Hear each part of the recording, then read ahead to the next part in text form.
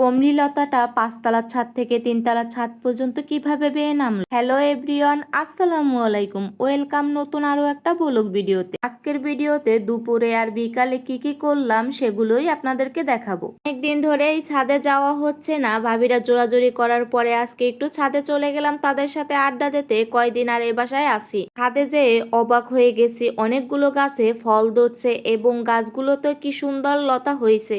চারদিকে ছিল সুন্দর একটা আকাশ আর কি সুন্দর পাখির কিচিরমিচির ডাক। এই যে আমাদের বুড়োটাকে দেখতেছেন, বুড়োটাকে হচ্ছে আমি একটু মেয়ে সাজাইয়া দিয়েছিলাম দুপুরবেলা। এগুলো আসলে স্মৃতি হয়ে থাকবে, অনেক দিন যাবত এক জায়গায় থেকেছি আমরা। ওর সাথে দুষ্টামি করার জন্য বারবার আমি ক্যামেরাটা ওর দিকেই ধরছিলাম, কিন্তু ও একবারও ফিরেও তাকায় না। সারাক্ষণ ওর সাথে এভাবে মজা মাস্তি করে গেছি এত দিন ধরে। যাই হোক, এখন আসি দুপুরের কথা। জানালাটা একদম কলা গাছের পাতাটায় ঢেকে দিয়েছে, তাই কলা গাছের পাতাটা একটু ভেঙে দিয়ে নিচের দিকে ঝুলাইয়া দিছি। আজকে দুপুরে আর রান্না করা লাগেনি, রান্না করাই ছিল বাসায়। রান্না করা ছিল দেখে আজকে টেনশন মুক্ত ছিলাম, তাই আজকে একটু ঘুম থেকে লেট করেই উঠেছি। তারপরে রান্নাগুলো ফ্রিজ থেকে বের করে তারপরে গরম করে নিলাম এক এক করে। আমি কিন্তু বেশিরভাগ সময় কারি কুকারি রান্না করে থাকি। এদিকে আমার অ্যাকোরিয়ামটা পরিষ্কার করার জন্য অ্যাকোরিয়ামটা ধুতে নিয়ে গেলাম। অবশেষে একটাকেও পরিষ্কার করে তারপরে ধুয়ে নিলাম।